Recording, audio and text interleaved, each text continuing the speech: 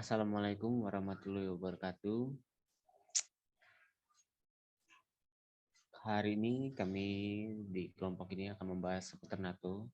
Untuk itu sebelumnya izinkan saya memperkenalkan diri. Saya Michael Rizky dengan NPM 21160711053 sebagai moderator dalam fokus group discussion kali ini. Sebelum kita melanjutkan, ada baiknya kita melakukan perkenalan buat tiap discussion kali ini. Mungkin bisa dimulai dari Amanda Aisyah. Ya, nama saya Amanda Isyanitira Sumarna dengan NPM 21160711003. Bisa dilanjutkan dengan Jessica Reza. Nama saya Jessica Reza Pitawaka dengan NPM 21160711019. Bisa dilanjut Yaya. Baik, nama saya Kanza Azara dengan NPM 21160711001. Dilanjut Maura. Oke, nama saya Maura Baki Salestifani dengan NPM 21160711015. Dilanjut Resti. Baik, perkenalkan nama saya Resti Julia Putri dengan NPM 21160071011. Dilanjut Galuh. Oke, izin memperkenalkan diri, saya Galuh Anindya Paramita dengan NPM 21160071037.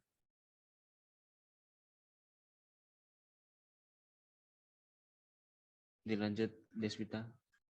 Baik, nama saya Deswita Nursa Fitri dengan NPM 21560711037. Dilanjut Zara. Saya Zara Asian Vietnam, NPM 21160071067.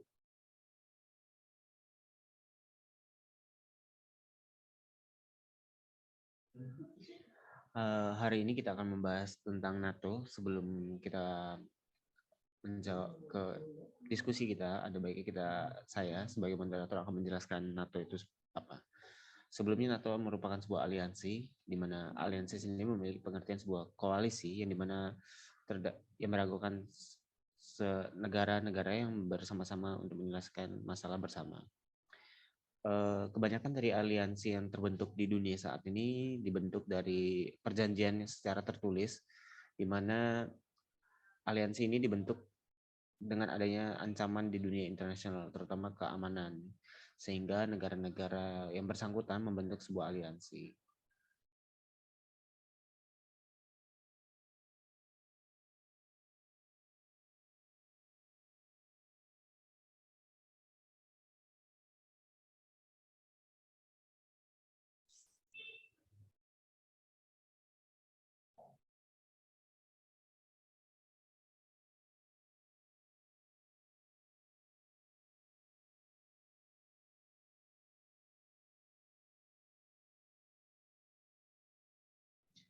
NATO sendiri merupakan sebuah aliansi yang dipimpin oleh Amerika Serikat, di mana dibentuk pada tahun 1949, di mana anggotanya merupakan kebanyakan dari negara-negara Eropa, di mana menurut bukunya Goldstein, NATO dibentuk karena ada ancaman dari Uni Soviet.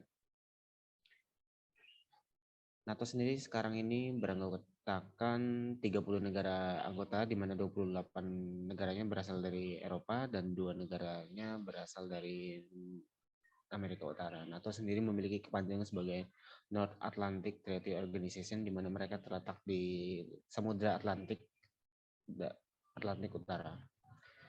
Untuk diskusi kali ini kita akan menjawab beberapa hal yang harus kita diskusikan. Yang pertama adalah urgensi pembentukan NATO, yang kita punya subtopiknya itu kenapa NATO dibentuk dan sejarahnya NATO. Yang kedua ada relevansi NATO setelah Uni Soviet dan Pakta Warsawa bubar, di mana memiliki subtopik serangan 9/11, apakah NATO berhasil menumpas terorisme. Yang kedua ada keamanan di Eropa dan Amerika Utara terjaga dengan adanya NATO. Dan yang ketiga, NATO dalam perang Ukraina-Rusia yang terjadi sekarang ini sebagai bentuk intervensi atau menolong atau ada tujuan lain dari NATO sendiri. Yang ketiga, pertanyaannya adalah peran NATO apakah sekedar fokus di keamanan internasional, di mana terdapat subtopiknya NATO bekerja sama dengan Uni Eropa dan NATO dengan PBB. Yang keempat, topik yang akan kita temukan jawabannya adalah ancaman baru NATO itu adalah Rusia atau China. Mungkin kita akan membahas urgensi pembentukan NATO, kenapa NATO dibentuk, bisa dimulai dari Amanda Aisyah. Ya, baik. Thank you, Michael. Pembentukan NATO awalnya dilakukan sebagai langkah membentuk berbagai paham komunisme di berbagai wilayah Atlantik Utara. Namun, kemudian NATO berupaya menciptakan situasi aman serta damai di kawasan Amerika Utara dari berbagai pengaruh komunisme agar dapat berperan aktif menjaga perdamaian dunia. Kenapa? Karena NATO akan sangat menghargai pendapat serta menerima segala perbedaan di seluruh negara-negara yang telah menjadi anggotanya. Selain itu juga, terdapat berbagai prinsip solidaritas yang berarti NATO juga harus selalu menjaga anggotanya agar mampu menghadapi berbagai masalah serta tetap berprinsip, sehingga terbentuklah hubungan keamanan yang baik antara negara-negara di Atlantika Utara.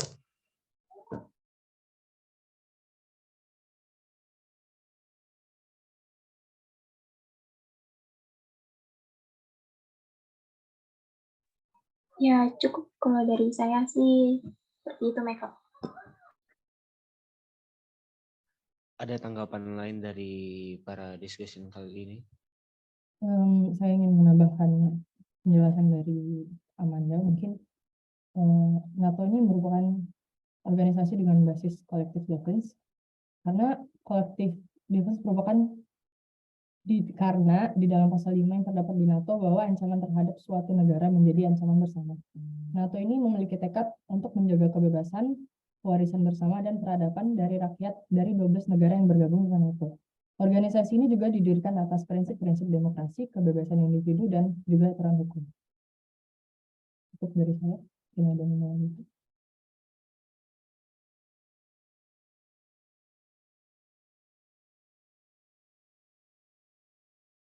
Mau menambahkan, pembentukan NATO juga didorong oleh mereka ingin mendorong integrasi politik yang ada di benua Eropa. Kemudian pembentukan NATO ini sebagai langkah awal untuk menekan ekspansionisme paham komunis yang ada di Soviet.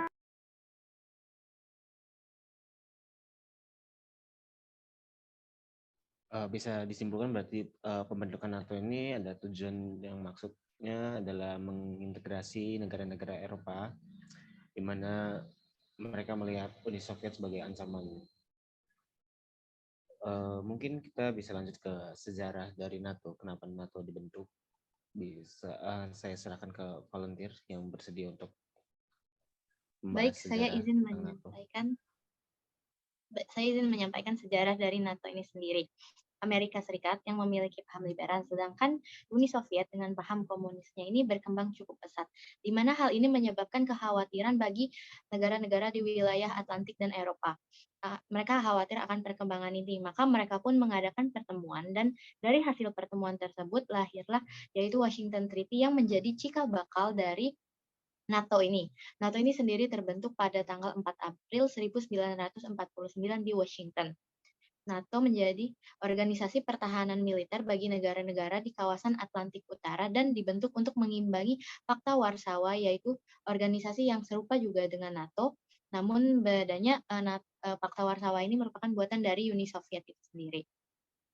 Fakta Warsawa sebagai organisasi blok pertahanan bagi kedua blok. Pada kenyataannya, selama Perang Dingin terjadi, kedua organisasi ini hanya sekedar menjadi penyeimbang kekuatan antar blok. Pada awal pembentukan NATO, NATO ini bertujuan buat mencegah perkembangan dari komunisme itu sendiri. Lalu ada 3 hal yang melatar belakangi dari terbentuknya NATO itu, ada menghalangi berkembangnya paham komunis, lalu melarang kebangkitan kembali militerisme nasionalis di Eropa melalui kehadiran Amerika Utara yang kuat di benua tersebut, lalu mendorong integrasi politik Eropa. Sekian dari saya. Terima kasih. Ada tanggapan lain dari para diskusi lain?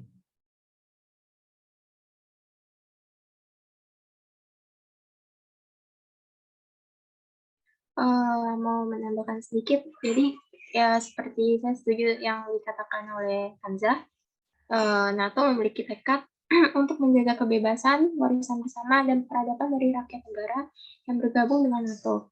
Organisasi ini juga didirikan atas dasar prinsip-prinsip demokrasi, kebebasan individu, dan aturan hukum.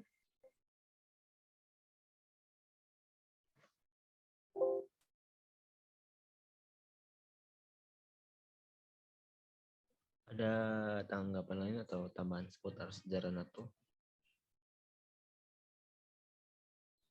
Oke, izin menambahkan. Saya menambahkan tentang latar belakang pembentukan.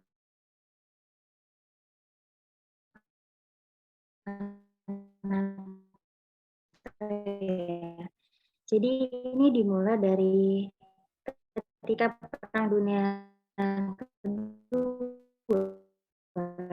itu Amerika para sekutu yang Soviet dan sekutunya yang berpahaman komunis. Nah, mereka bersekutu dengan Jerman. Kemudian, namun mereka kembali bersih tegang karena perbedaan paham.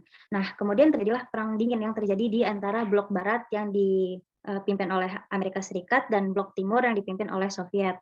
Kemudian Inggris dan Prancis ini ingin membuat organisasi atau aliansi. Nah, itu ada di perjanjian Dunkirk yang dibuat tahun 1947. Lalu di dalam perjanjian itu mereka membuatlah aliansi bernama NATO dan diprakarsai oleh negara-negara Amerika Serikat, Kanada, Prancis, dan lainnya.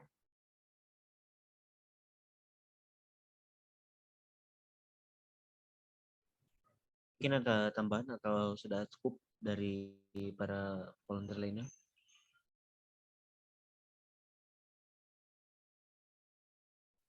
Cukup, sepertinya Michael. Oke, jika tidak ada maka bisa disimpulkan asalnya pembentukan dari NATO ini antara sebab lain dari kekuatan hegemoni Uni Soviet dan Amerika Serikat, di mana mereka keluar sebagai pemenang Perang Dunia Kedua, di mana Amerika Serikat bersama dengan negara Eropa ini membentuk NATO sebagai salah satu bentuk mereka antisipasi dalam melawan hegemoni dari Uni Soviet. Sedangkan Uni Soviet juga melakukan hal yang serupa, di mana mereka membentuk Pakta Warsawa setelah dibentuknya NATO, sehingga NATO dan Pakta Warsawa ini bisa dibilang rival dengan dua kekuatan hegemoni yang berbeda. Oke, mungkin kita selanjutnya setelah kita tahu perang dingin mereka hanya kayak konflik biasa, tidak ada perang terbuka ataupun apa, maka bisa kita lanjut ke pembahasan relevansi NATO setelah Uni Soviet yang bubar pada 25 Desember 1991. Apakah NATO, jika kita lihat ke belakang, NATO itu dibentuk karena untuk melawan Uni Soviet, namun setelah Uni Soviet bubar, apakah NATO ini masih relevan atau tidak? Terutama pada serangan 9/11. Adakah para diskusi untuk membahasnya? Oke, Michael, izinkan saya di sini ingin berpartisipasi. Jadi menurut pandangan saya, peran apakah NATO ini memang berhasil menumpas terorisme pada saat peristiwa 9/11. Jadi di sini menurut pandangan saya pada peristiwa 9/11 tersebut, NATO itu masih dirasa belum cukup mampu sih untuk menumpas dan juga menyapu bersih dari terorisme. Karena seperti yang kita ketahui, semenjak Perang Dingin berakhir tuh NATO nampak kurang menampilkan taringnya. Karena ya seperti yang kita ketahui kan,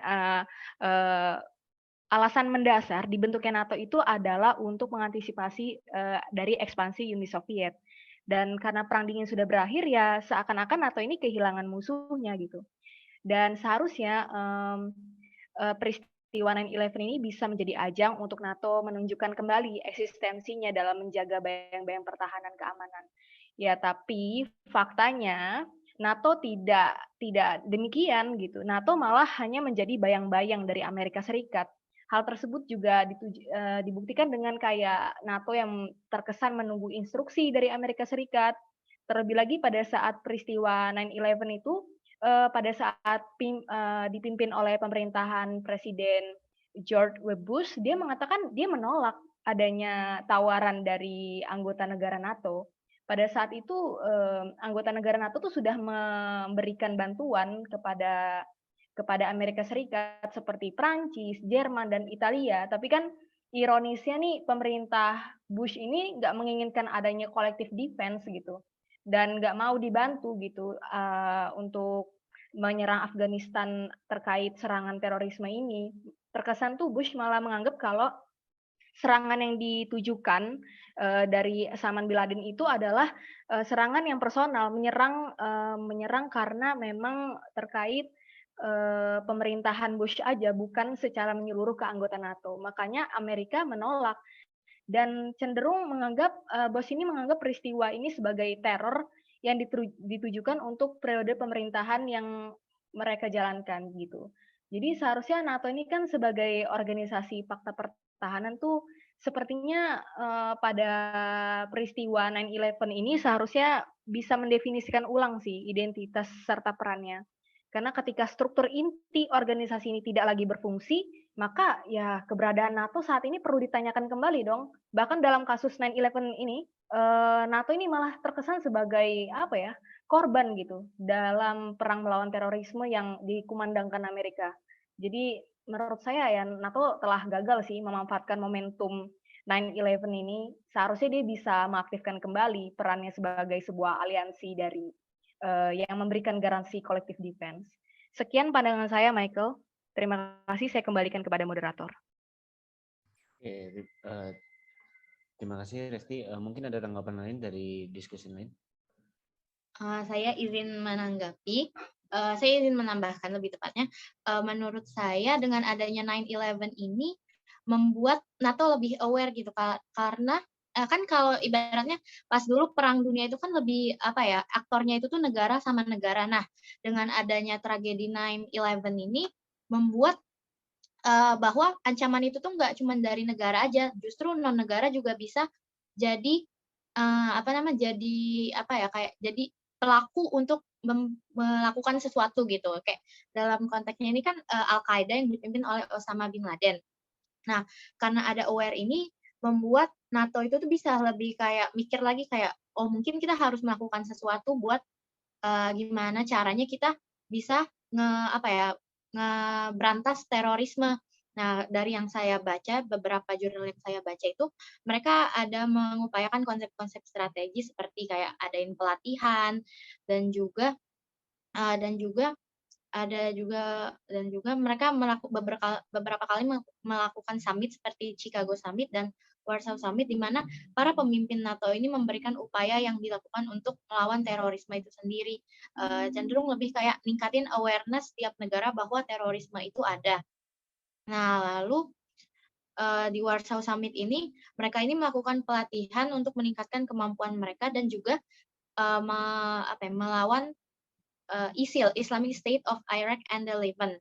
Nah, dalam perkembangannya ini melawan terorisme bisa dibilang konsep-konsep yang dimiliki NATO ini cukup efektif untuk mencegah. Namun, nggak bisa kita pungkiri juga ada beberapa kali kejadian terorisme yang kayak lengang, yang kayak nggak dapat atensi dari NATO ini sendiri. Kayak contohnya itu ada serangan terorisme di Paris pada tahun 2015 yang memakan korban hingga 113. Nah, itu sendiri mungkin kedepannya bisa jadi buat NATO kayak lebih aware lagi terhadap serangan terorisme ini sendiri. Mungkin sekian dari saya kembalikan ke moderator. Terima kasih. Baik, ada tanggapan lain dari diskusi? Baik, izin berpendapat, saya setuju dengan pendapatnya Resti dan Hanza bahwasannya kalau NATO ini belum berhasil menumpas terorisme.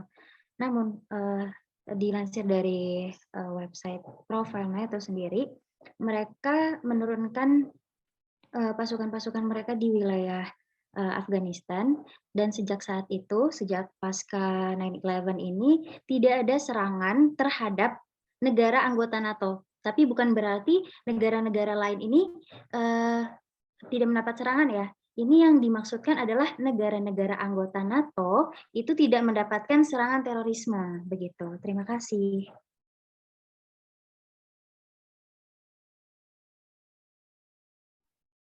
Ada tanggapan lain?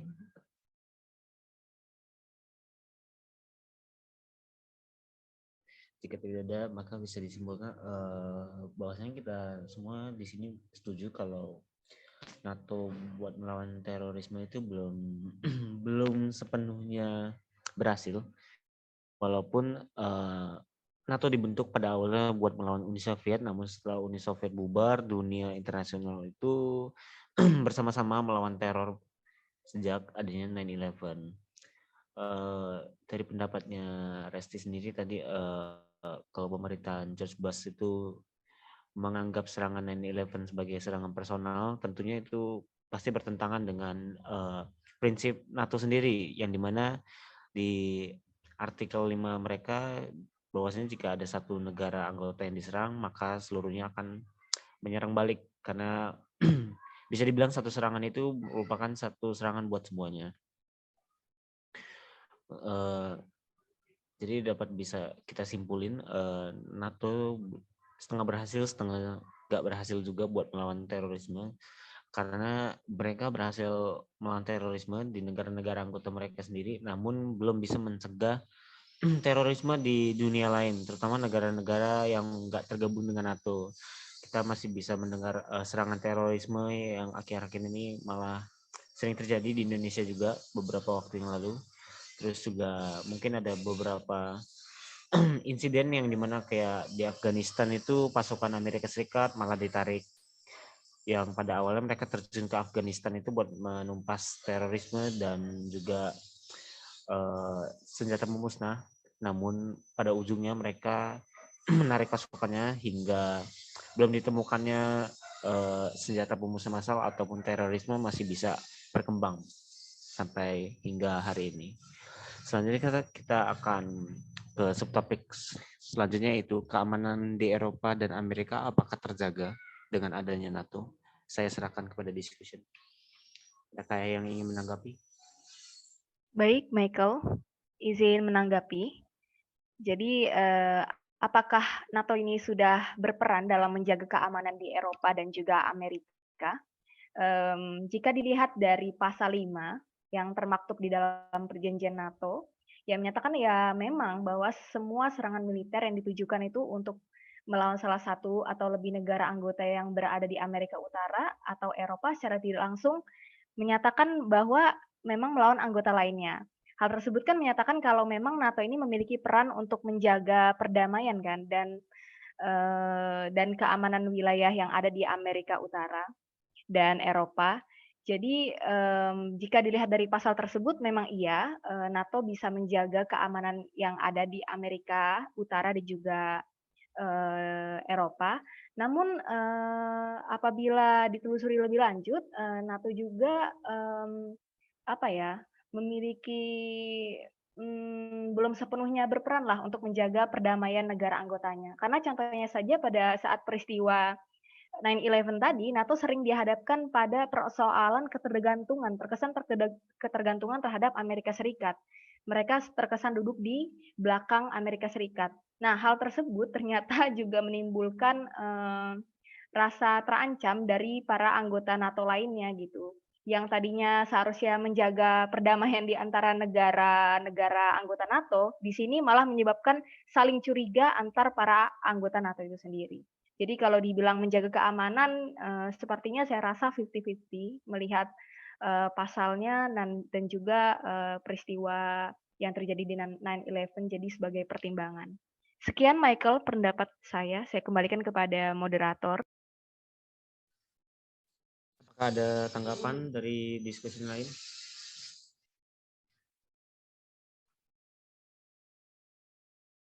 Jika tidak ada, maka kita lanjut ke subtopik yang ketiga, yaitu NATO dalam perang Ukraina Rusia, intervensi atau menolong, atau ada tujuan lain dari NATO. Saya serahkan kepada discussion yang ingin menanggapi. Saya izin menanggapi pertanyaan tersebut. Tujuan utama NATO ini ada dalam konflik Ukraina ini adalah untuk mencegah perang skala penuh dengan Rusia. Atas intervensi NATO, negara seperti Amerika Serikat dan Sekutu banyak mengakhiri hubungan kemitraan dengan Rusia. Peran NATO sebagai organisasi internasional kolektif dalam mengatasi konflik ini menurut saya belum dinilai belum membuahkan hasil, karena hingga kini konflik Rusia-Ukraina masih berlanjut dan belum selesai, meskipun terdapat beberapa negara lain yang turut membantu dalam penyelesaian konflik ini. Peran NATO dalam konflik ini juga merupakan bentuk kepentingan nasionalnya terhadap negara lain sebagai wujud bantuan dalam bidang pertahanan, keamanan dalam membantu Ukraina melawan Rusia. Cukup dari saya, mungkin ada yang mau menambahkan? Izin menambahkan, jadi peran NATO itu nggak bersikap banyak dalam membantu Ukraina menghadapi apa yang dilakukan oleh Rusia. Nah, nggak terlibatnya NATO dalam konflik tersebut itu bukan tanpa alasan. Sejauh ini, NATO itu hanya mengerahkan NATO Response Force atau wilayah negara anggota mereka untuk menjaga kedamaian dan mencegah serangannya meluas. NRF sendiri itu adalah pasukan dengan kesiapan terdiri dari unit darat, laut, dan udara yang dan juga pasukan khusus yang mampu dikerahkan dengan cepat. Sebuah media yang berbasis di Inggris itu memberitakan bahwa eskalasi ketegangan dapat meningkat apabila NATO itu terseret dalam konflik tersebut. Oleh sebab itu, hampir seluruh kekuatan di blok barat itu melakukan segala cara agar NATO itu nggak terlibat. Karena jika NATO terlibat itu, hal tersebut itu dinilai dapat memicu perang dunia yang baru. Nah, Rusia itu juga memiliki ancaman serius apabila NATO itu mengintervensi serangan tersebut tanpa basis yang kuat. Rusia itu juga udah siap sama senjata nuklirnya, sehingga bikin NATO itu nggak dapat berbuat banyak. Putin itu juga dinilai memiliki tujuan untuk mengamankan Ukraina agar nggak bergabung dengan NATO di balik invasi yang dilakukan. Salah satu cara buat meredam konflik itu membiarkan dunia internasional itu melakukan tekanan kolektif agar gencatan senjata itu dilakukan. Kemudian Ukraina dan Rusia itu dapat melakukan negosiasi melalui jalur diplomasi. Itu tambahan dari saya kembalikan kepada moderator. Oke, berarti dari topik yang kita bahas ini banyak sekali pertimbangan buat relevansi NATO setelah bubarnya Uni Soviet Warsawa, di mana pada serangan terorisme NATO belum cukup berhasil, namun pada keamanan di Eropa dan Amerika Utara juga masih terancam, bisa dibilang, karena dengan adanya ancaman dari luar. Yang ketiga, NATO dalam perang Ukraina Rusia itu juga mereka menolong, tapi ada tujuan lain di balik bantuan itu ke Ukraina karena melihat Rusia sebagai ancaman. Oke, kita lanjut ke topik ketiga, yaitu peran NATO apakah sekedar fokus di keamanan internasional, yang dimana subtopik yang pertama adalah NATO dengan Uni Eropa. Mungkin saya serahkan ke discussion.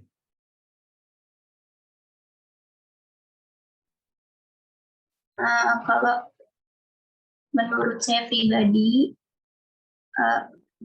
kolaborasi NATO sama Uni Eropa ini karena Uni Eropa sendiri belum mencapai, bahkan tidak memiliki kemampuan dalam mengelola dan memanfaatkan pemberdayaannya. Terus dia juga nggak punya otoritas untuk merealisasikan stabilitas, perdamaian, dan keamanannya di Eropa.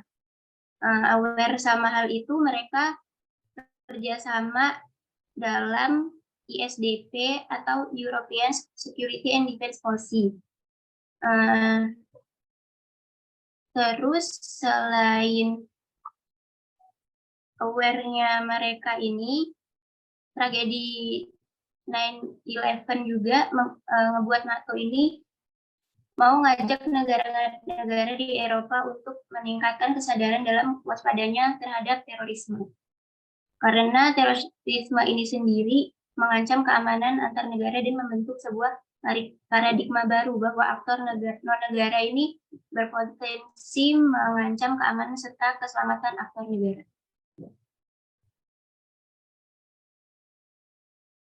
Oke, sebelum lanjut ke tanggapan yang lain, mungkin kita ambil break sejenak, break 5 menit untuk refresh kembali buat pembahasan topik kita kali ini.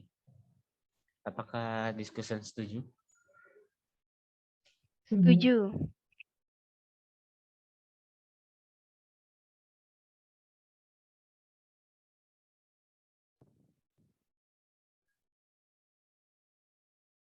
Oke, kita kembali lagi ke fokus grup diskusi kita setelah kita break 5 menit. Mungkin kita kembali ke subtopik kita, pembahasan tentang kerjasama NATO dengan Uni Eropa. Mungkin ada diskusi lain atau tambahan lagi dari Zara? Izin melanjutkan. Tadi 3 tujuan utama kerjasama NATO sama Uni Eropa ini, yang pertama, Uni Eropa bakalan make sure kalau anggota dan anggota Uni Eropanya itu bakalan terlibat penuh dalam SDP. Yang kedua, SDP ini mendapatkan dukungan penuh di NATO untuk memberikan akses kemampuan perencanaan NATO ke Uni Eropa. Yang ketiga, Uni Eropa ini dan NATO saling mengadopsi peraturan satu sama lain guna membangun coherent development, transportasi, dan kepercayaannya dalam kemampuan bersama. Sekian, ada yang mau melanjutkan? Ya, baik, saya akan melanjutkan. Jadi, Uni Eropa ini tidak memiliki kapabilitas dan kewenangan dalam mewujudkan stabilitas, keamanan, dan perdamaian di Eropa itu sendiri.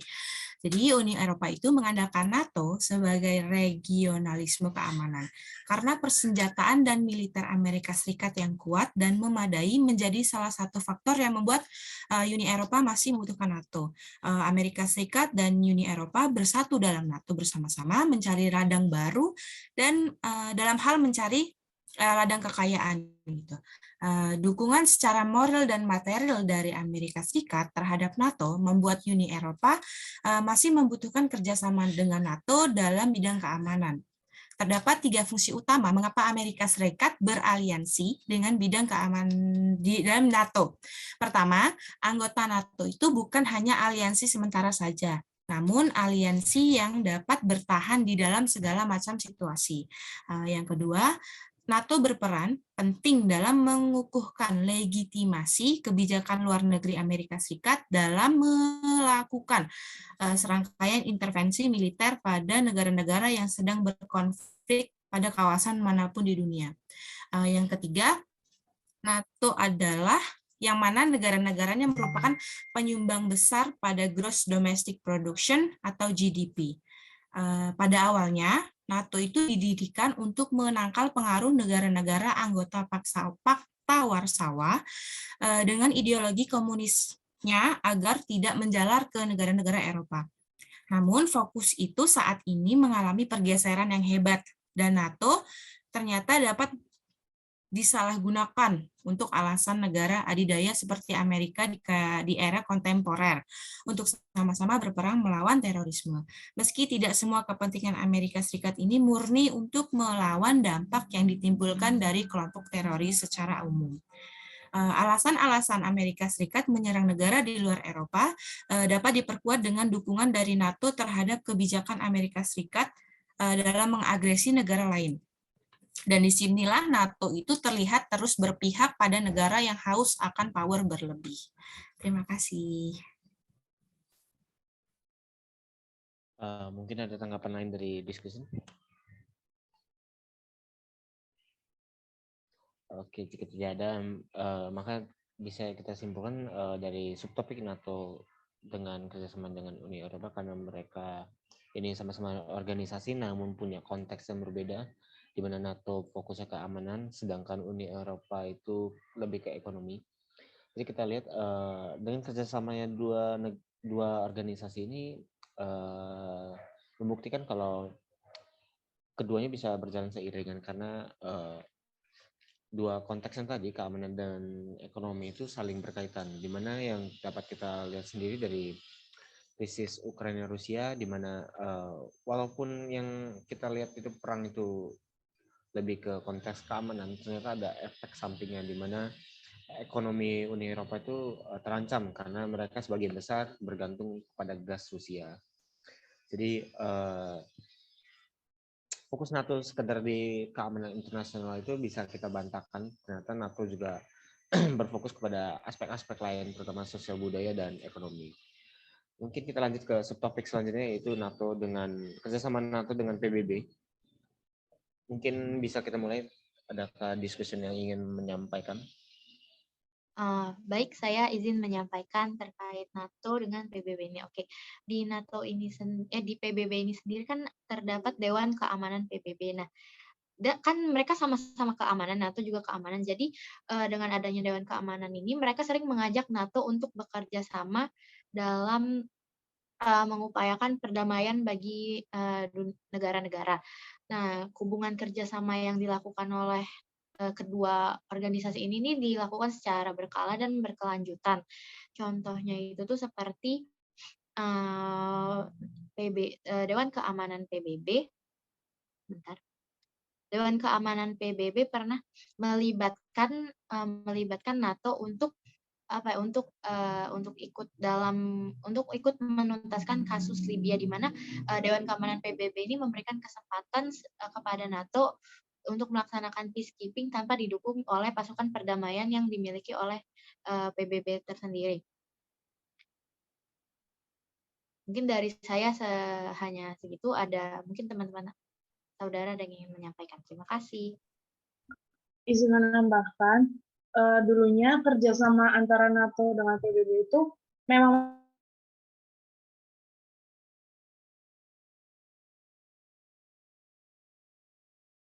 tahun 1992, yang kala itu terjadi konflik di wilayah Balkan atau kawasan Eropa bagian Tenggara. Pengelolaan krisis yang terjadi di wilayah tersebut itu mendorong masyarakat internasional melalui organisasi internasional PBB untuk melakukan perubahan. Kondisi tersebut telah mendorong terjadinya kolaborasi yang lebih intensif dan operasi-operasi praktis yang dilakukan oleh PBB bersama dengan NATO. Sekarang ini, NATO ini dapat dikatakan sebagai organisasi internasional regional yang memiliki kapasitas paling andal dalam kaitannya dalam upaya collective defense dan juga dalam kompleks implementasi konsep keamanan kolektif sebagaimana diatur dalam piagam PBB. Kenyataannya, Dewan Keamanan PBB ini juga telah mengeluarkan resolusi yang memberikan mandat terhadap NATO untuk melakukan operasi militer di berbagai wilayah seperti di Balkan, Afghanistan, dan Libya. NATO juga memberikan dukungan yang diperlukan terhadap operasi-operasi yang dilaksanakan PBB, termasuk memberikan bantuan logistik dalam beberapa operasi perdamaian yang dilakukan di wilayah Sudan dan juga Somalia. NATO juga mendukung operasi PBB dalam upaya merespon terjadinya bencana karena gempa bumi di Pakistan pada tahun 2005. NATO juga melakukan pengawalan bantuan kemanusiaan di wilayah Somalia. Mungkin itu dari saya. Bisa dilanjutkan kepada peserta yang lain. Ya, izin menambahkan sedikit aja. Tadi saya sudah setuju dengan rekan-rekan dari Kanza dan Jessica. Di sini saya menambahkan, ya PBB melakukan perannya sebagai peacekeeping dan NATO melakukan perannya sebagai peacemaking atau sebagai pihak mediasi.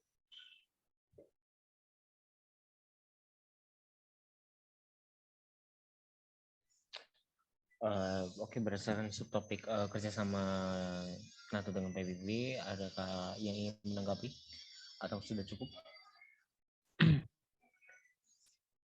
Oke, berarti bisa disimpulkan sama kayak kasus Uni Eropa sendiri, NATO nggak cuma berfokus kepada keamanan, tapi juga NATO memberikan keamanan ke negara-negara lain. Karena kita melihat NATO di sini prinsipnya bukan menghadapi tantangan yang ada di dalam negara NATO sendiri, tapi NATO menghadapi tantangan secara global. Untuk itu mungkin tantangan NATO itu tantangannya secara global mungkin memiliki relevansi kepada topik kita yang terakhir, yaitu ancaman baru NATO. Mungkin ada diskusi lain yang ingin menanggapi tentang ancaman baru NATO setelah 9/11 yang sudah nggak terlalu jadi tantangan global ataupun Uni Soviet yang sudah bubar? Oke, Michael. Mungkin saya ada pandangan baru mengenai hal itu. Apakah ancaman baru NATO ini siapa gitu ya? Apakah Rusia dan Cina ini bisa menjadi ancaman? Kalau menurut saya di sini Rusia dan Cina ini berperan sebagai ancaman sih. Hal tersebut kan dibuktikan juga saat konferensi NATO di Madrid yang dikutip dari Politico, itu dikatakan bahwa Federasi Rusia itu memang adalah sebuah ancaman langsung dan paling signifikan terhadap keamanan sekutu dan perdamaian serta stabilitas dari kawasan Euro-Atlantik. Nah, karena itu juga Rusia juga sudah berusaha membangun lingkup pengaruh dan kontrol langsung melalui paksaan. Mereka juga udah menggunakan berbagai macam cara, udah ada konvensional, cyber, dan hibrida untuk melawan NATO dan mitranya. Jadi itu saja Rusia sudah menjadi ancaman. Dan kenapa Cina juga menjadi ancaman? Karena di sini posisi Cina itu sudah menjalin hubungan mitra yang cukup erat ya dengan Rusia, di mana kita ketahui juga Cina ini juga memiliki peran yang besar kan dalam skala global gitu. Karena dia juga mengendalikan logistik dan juga ekonomi global. Sekian pandangan saya, Michael. Saya kembalikan kepada moderator. Terima kasih, Resti. Mungkin ada tanggapan lain dari discussion tentang ancaman baru NATO.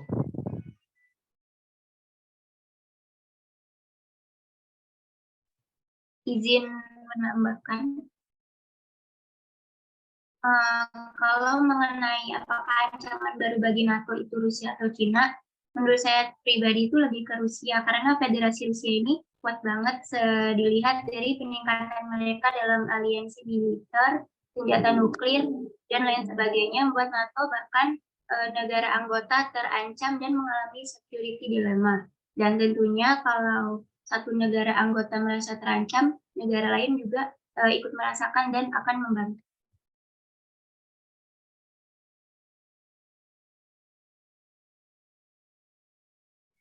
Oke, mungkin ada tanggapan lagi dari yang lain.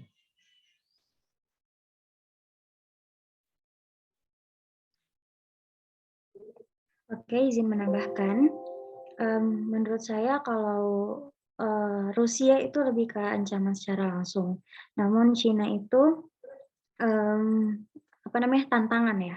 Kalau mengapa Rusia dibilang ancaman secara langsung? Karena NATO ini sempat mengintervensi konflik dari Rusia Ukraina kemarin kan. Nah jadi Rusia ini menjadi ancaman bagi NATO sendiri karena Rusia dituding mereka menggunakan memodernisasi kekuatan nuklirnya, kemudian mereka menggunakan sinyal nuklir yang bertujuan untuk mengacaukan negara-negara di timur dan selatan. Kemudian mengapa Cina menjadi tantangan? Karena Cina, karena dia seperti yang dibilang Resi tadi, karena dia pemimpin dalam ekonomi global juga logistik, Cina ini agresif dalam memodernisasikan persenjataan mereka. Mereka juga ngembangin teknologi persenjataan yang bisa kekuatannya itu menyetarai NATO, begitu. Terima kasih Galuh dan Zara, mungkin ada tanggapan lain seputar ancaman NATO.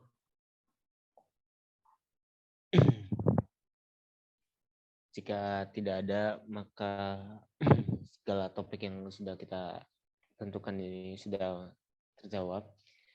Yang dapat disimpulkan dari awal pembentukan NATO itu sebagai mereka menentang hegemoni dari Uni Soviet, namun setelah Uni Soviet bubar, mereka juga harus menghadapi tantangan baru yaitu terorisme setelah 9/11, dan sekarang ini mereka sedang melawan agresifnya Rusia dan China dengan teknologinya, sehingga dapat disimpulkan juga NATO ini tidak dari pembentukan awalnya mereka menentang kekuatan Uni Soviet, namun mereka mampu beradaptasi secara global dengan menghadapi tantangan-tantangan yang baru yang berubah setiap waktunya. Dengan keterbatasan waktu kita dalam fokus group discussion ini juga kita dapat menemukan insight-insight baru dari NATO yang pada awalnya mungkin kita cuma tahu NATO itu aliansi militer yang ya sebatas tahu itu, namun dengan kita diskusi kali ini kita bisa tahu kenapa NATO dibentuk, kenapa NATO itu mengintervensi perang Rusia Ukraina, kenapa NATO juga melawan terorisme, kenapa NATO juga menganggap China sebagai ancaman baru, juga kita jadi tahu dengan keterbatasan waktu yang sebentar ini. Mungkin jika ada fokus group discussion selanjutnya, mungkin kita akan bisa membahas lebih luas lagi seputar NATO, baik dalam hal keamanan, sosial budaya maupun ekonomi. Mungkin di sini para diskusen bisa melambaikan tangan ataupun apa yang jika setuju jika fokus group discussion ini membawa insight baru.